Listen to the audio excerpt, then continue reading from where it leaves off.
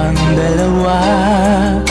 Ginagawa mo pang unan ang aking mga paa?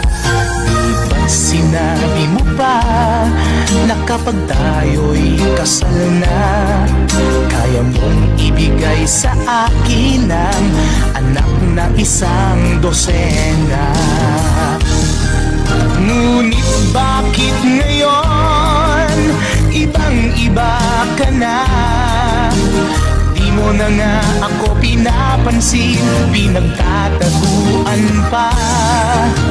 Akala tuloy ng iba, di pang display ang iyong ganda.